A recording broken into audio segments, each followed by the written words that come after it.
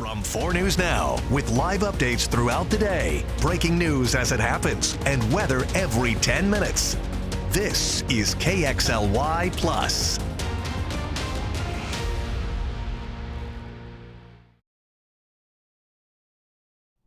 Good afternoon. For 4 News Now, I'm Rob King. Coming up tomorrow in 4 News Now at 6, Kirsten O'Connor has a special report about a man who was convicted of murder and has turned his life around. Here is a little bit of a teaser for that. From 14-year-old convicted killer to Gonzaga Law School grad. It's a mystery. I don't even call it a miracle. The turning point that changed everything. Every day is this really real? Tomorrow on 4 News Now at 6.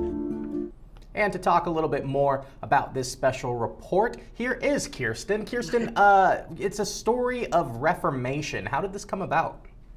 It's such an interesting story, Rob, and just trying to connect the two, myself and Jeremiah, was another interesting story. So basically, we found out about this via social media. That's how most people find out about, big graduations or big moments in each other's lives. We had someone within the newsroom who saw that Jeremiah was going to be graduating, and then just a quick Google search of his name, Jeremiah Bourgeois, and you will see this incredible story and his timeline of his life, where he started and where he is today. I can tell you now, he is here in Spokane. He is a law clerk. And he is actually serving on as the member of a group with the governor now in Olympia, helping to give his input and life experience for lots of different cases and situations that apply directly to kind of what he has gone through. But yeah, he's an incredible person to meet. And I actually met the dean of Gonzaga Law School, Dean Rooksby, before I met Jeremiah, and heard lots of stories about him ahead of time, and then was able to meet with Jeremiah himself. And it all was exactly the way that it had been described to me. He's just kind of a magnetic personality as soon as you meet him. So what was Jeremiah's background? How did this all go down?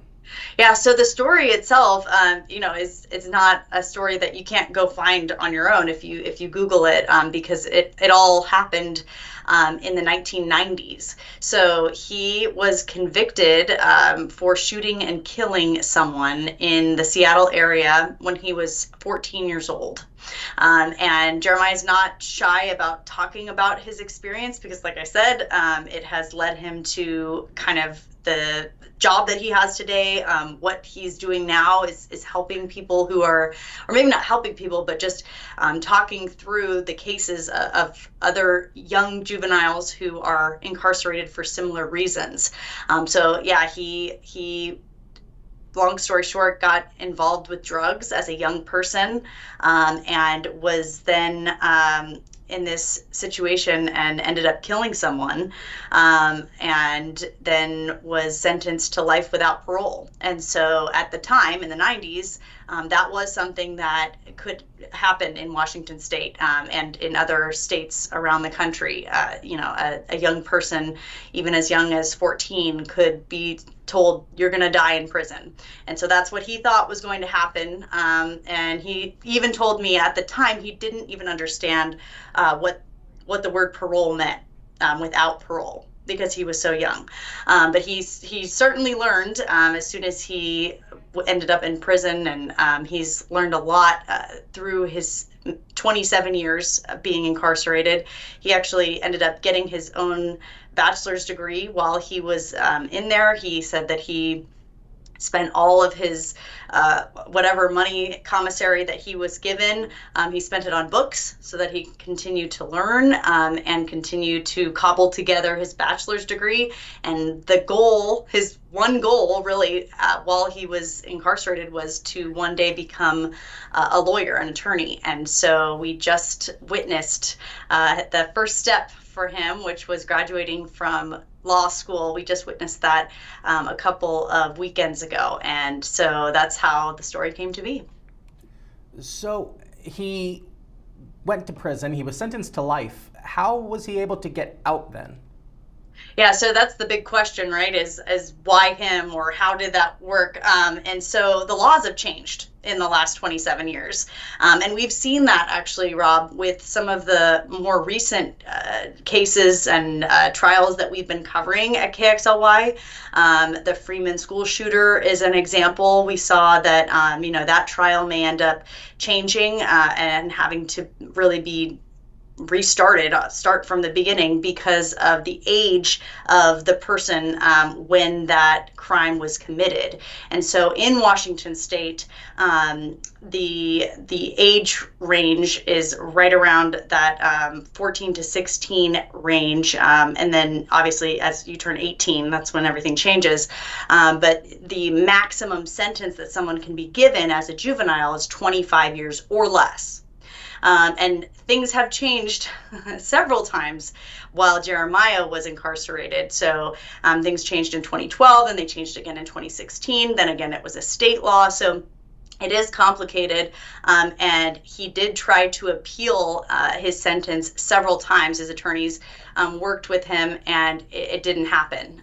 He didn't get the amended sentence, so he did have some disappointment along the way. But he was in 2019, so right before the pandemic hit in 2020, he finally was released. And it was actually, this is going to probably lead into more questions that we have, but it was actually an attorney who graduated from Gonzaga Law School who was able to get his amended sentence, and that is what ultimately ended up allowing him to walk out of prison. So I guess that does kind of lead into, why did he choose Gonzaga if he's from the Seattle area? Right. And that was like, I asked him that. I asked the dean of the law school that, and yeah, it had a lot to do with that final attorney who made the difference for him, because a lot of people had been he had even been writing law articles that were published while he was in prison. So a lot of people, including Jeremiah himself, were working on trying to get him that release. And it wasn't until there was an attorney who, was from Gonzaga, and he was not familiar with Spokane when he came out here in 2019. And then the world shut down. So he really hasn't explored our region all that much of Eastern Washington. And so he's really looking forward to that now that he is done with with law school, and he's working. But it was just nice to talk to him, one-on-one with another person about, hey, what is Spokane like? And he's building a home, and his mother is here. And so, he's really starting his life in his mid-40s. Well, it sounds absolutely incredible. I'm really looking forward to it. And it sounds like a story that needs to be covered. People say about the news that it's a lot of bad stuff, but this is one of those good, amazing stories that comes along every once in a while. So I'm really looking forward to it. Certainly, yeah, very inspirational, and a lot of questions. I told him I could have sat there with him and asked him questions all day long. Yeah. So I'm sure people will have more questions after we air the report. How was he to talk to? What's it like to talk to someone who was convicted of murder like that? Yeah, I mean, he is one of those people that I use the word magnetic. He just immediately can kind of understand the questions that you're asking before you even finish asking them. I would consider him to be one of the smartest people I've ever interviewed. He is self-taught and inspirational. And Kirsten, was there anything that you had to leave out of the special report that you did feel was important, though? The information about why he chose Gonzaga was something that kind of got left on the cutting room floor, as we say. And I also, wasn't really able to dive into kind of his family members. So he does have family that he's, been able to reconnect with and be with on the other side here. And so that's something that I think is really special. And we're happy to see that he's together with his family again. That's great to hear. Well, Kirsten, thank you so much for taking time out of your busy day to chat with me. I'm looking forward to the report. Is there anything else you want to add? Tomorrow at 6. Hopefully people will be watching. Yeah. Awesome. Thanks, Kirsten, Rob. Thank you. All right. And following Kirsten's special report, you can watch the whole thing on KXLY.com and KXLY Plus. But for now, live in studio, I'm Rob King for 4 News Now.